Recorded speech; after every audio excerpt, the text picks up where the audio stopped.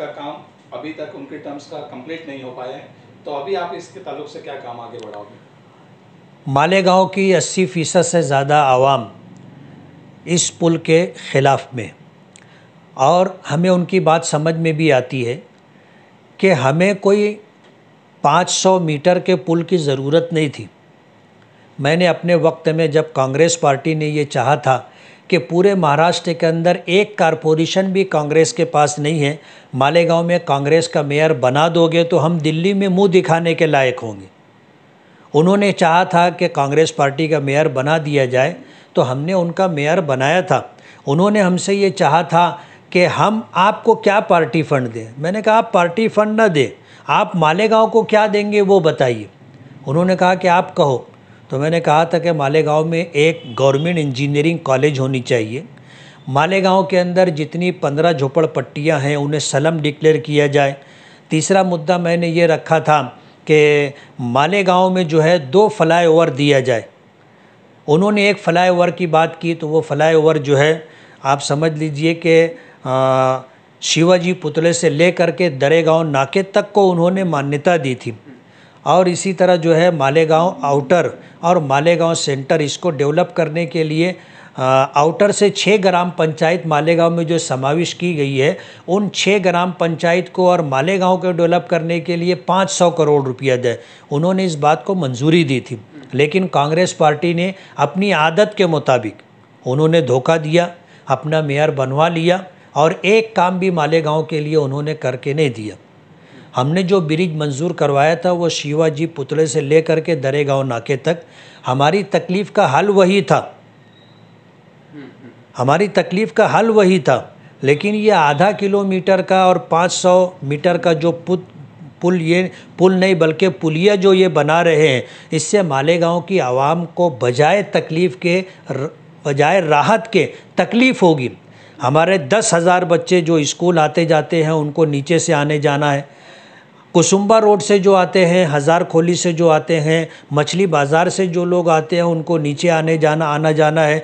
इसी तरह वो लोग जो अपनी ज़रूरियात के लिए ख़रीदो फ़रोख्त का हो या दीगर काम का हो, उनको नीचे से आना है। बस स्टेशन है नीचे है, बसें सारी नीचे से आएंगी।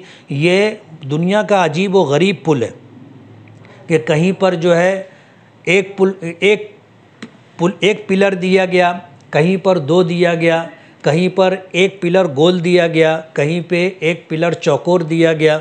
हमें तो ये समझ में नहीं आता कि इसका आर्किटेक्ट कौन है और क्या मकसद है इसके पीछे। आज दुनिया में आप देख लीजिए, हमारे हिंदुस्तान में बड़े बड़े शहरों में पुल बनता है तो एक पिलर होता है, ये 2-2 पिलर दे करके क्या बनाना चाहते हैं हमको ये समझ में नहीं आया।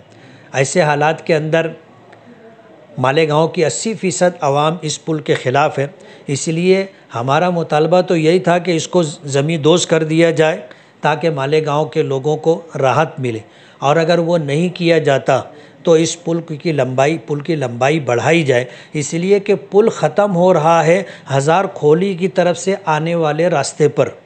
जाहिर बात है 10,000 बच्चे आते जाते हैं, उन्होंने इतना शऊर नहीं है कि रोड क्रॉस कैसे करना है या अपनी साइड से हमें कैसे जाना है, ऐसा कुछ भी उनको पता नहीं है। ऐसे हालात के अंदर पुल की लंबाई इतनी होनी चाहिए कि लोगों को जो है रोड क्रॉस करने की राहत हो। सरकार इस पर गौर करे। कारपोरेशन को हमने लेटर दिया है और इसी तरह परत माहिती के तौर पर हमने ये लेटर एडिशनल एसपी को भी दिया है कि ये कहीं ना कहीं लॉ एंड ऑर्डर से जुड़ा हुआ मसला है। अगर रोज़ाना एक्सीडेंट और हादसात होते रहे तो रोज़ाना जो है पब्लिक जज्बाती हो करके तोड़फोड़ करेगी, मार धाड़ करेगी, लॉ एंड ऑर्डर का मसला पैदा होगा। फिलहाल ये मुद्दा अभी क्यों गरमाया है? ये ब्रिज का काम तो काफ़ी वक्त से हो रहा है, ये मुद्दा अभी फिलहाल क्यों गरमाया है? बात यह है कि हमें धोखे में रखा गया था मालेगांव की आवाम को।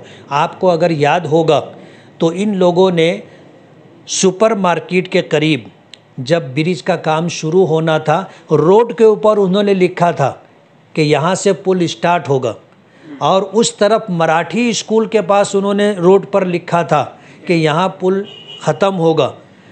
अब मालेगांव के लोगों के साथ इन्होंने धोखेबाजी की और पुल दोनों तरफ से समेट करके, बजाय 1.5 किलोमीटर के पुल के उन्होंने आधा किलोमीटर का पुल बनाना मंजूर किया है।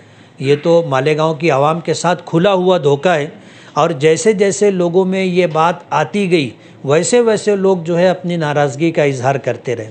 महासभा में इसका ठहराव के हिसाब से तो साबिर सत्तार हॉल तक के लिया गया, साबिर सत्तार कंपाउंड तक, तो अभी उसके ऊपर क्या बात रखोगे? नहीं, महासभा में जो है उन्होंने जहाँ तक की मंजूरी बताई है, पुल की मंजूरी वहाँ तक नहीं है। मैं वही कहना चाहता हूँ कि ये मालेगांव के आवाम के साथ धोखेबाजी की गई है। बताया कुछ गया, दिखाया कुछ गया, जबकि ज़मीनी हकीकत कुछ और है।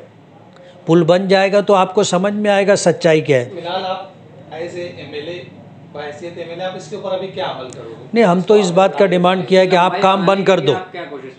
हमने कहा है कि आप काम बंद कर दो। अभी कैसा है कि सरकार की तरफ से इस महामारी के टाइम में मुलाकात करना, बातचीत करना मुमकिन नहीं है, इसलिए हमने कहा कि आप 2 महीने के लिए काम बंद कर दो। आपको पीछे जो काम करना है वो आप करो, लेकिन आगे के काम के ताल्लुक से आप हमें मौका दो। हम सरकार से बात करेंगे और पुल की लंबाई बढ़ाने के ताल्लुक से कोशिश करेंगे।